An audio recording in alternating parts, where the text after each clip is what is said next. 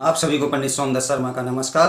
आज हम चर्चा करते हैं मोदगल्य गोत्र के विषय में। दोस्तों, मोदगल्य गोत्र इसे भाषा भेद में मोदुगले, मोदगुले, मोदगला और मदकुले भी बोला जाता है। और यहाँ तक हमने एक जगह लिखा देखा है कि जो बंगाल में मंडल गोत्र है वह भी यही है। इसकी यदि हम गोत्र की उत्पत्ति की बात करें, राजा जहुन हुए हैं, गंगा को पी गए थे जब भागीरथ के पीछे पीछे गंगा चल रही थी, उस समय की बात है। और उन्होंने अपने दक्षिणी कान से गंगा को बाहर निकाल दिया था और तत्पश्चात जो यज्ञोपवीत होती है उसे दक्षिणी कान पर बांधने से यज्ञोपवीत शुद्ध रहती है, ऐसा शास्त्रों में मत दिया गया है। ये ब्रह्मवंश से है। इनका जो वंश है मोदुगले ऋषि का, ये जहुन वंश है। विश्वामित्र की दूसरी पत्नी का नाम था रेणु। उनके रेणुमान, सांकति, गालव, मुदगल,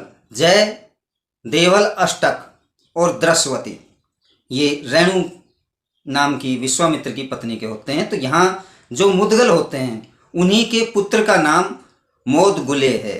मोदगल्य भी उन्हीं कहा जाता है, ये भाषा भेद में आता है। मुदुकुले भी इन्हीं कहा जाता है, जो कि ऋषि मुदगल के पुत्र हैं। मुदगल आदि गौड़ में आते हैं।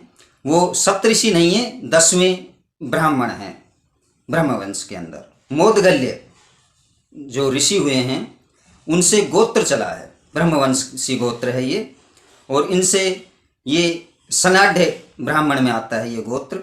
इसमें जो अल, जिन्हें हम टाइटल बोल देते हैं कि भैया पीछे ये टाइटल है, तो इसमें औचिया है, अखे है, कामगार है, चंदू है, जैमिन पुरोहित है, डोला नाग बसेरिया है, दुबे हैं, देपुरिया है, बालोठिया है, बुधोलिया, बेवा और सैंधिया है। अब हम इनकी जो कुलदेवी है उसके विषय में चर्चा करते हैं कि इनकी जो कुलदेवी है वह देवी सती है, जो कि मुदगल की है। वही मुदगल के पुत्रों की भी कुलदेवी उसे ही माना जाता है। ये बाद में जो अल हुए हैं इनकी जो कुल देवियाँ हैं, इन्हें अल के विषय में बोल दिया जाता है कि ये मोदगल्य ऋषि के पुत्र हैं। इनकी कुल देवियाँ जो मैंने अल बताए हैं कि जैसे बालोठिया है, तो जो पीछे बालोठिया मोदगल्य लगाते हैं या बालोठिया मुदगल लगाते हैं, तो उनकी कुल देवी बालोठ गांव में है और उसका नाम भी देवी सती ही होगा। मुदगल, मोदगल्य जो पीछे टाइटल लगाते हैं या जो ये गोत्र लगाते हैं, इनकी कुलदेवी देवी सती ही है। 7 सतियों की मान्यता होती है और 7 सती ही भारतवर्ष में आज तक हुई है। आप इसके लिए महर्षि वाल्मीकि की रामायण ग्रंथ पढ़ सकते हैं, उसमें भी इस विषय में चर्चा है। तो सती यानी ये सती अनुसुईया को मानने वाले हैं। इनकी कुलदेवी सती अनुसुईया ही है।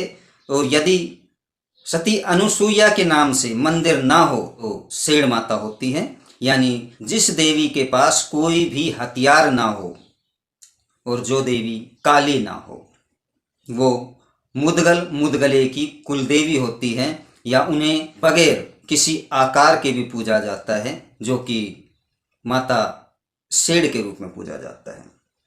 ये जानकारी हरिवंश पुराण और गोत्रावली से ली गई है। यह जानकारी के विषय में आप कमेंट करके अपना मत हमें बता सकते हैं। और यदि आपने अभी तक हमारे चैनल को सब्सक्राइब नहीं किया है तो सब्सक्राइब करें, लाइक करें, कमेंट करें। और यदि आपको भी कोई जानकारी चाहिए तो हमें कमेंट द्वारा बताएं।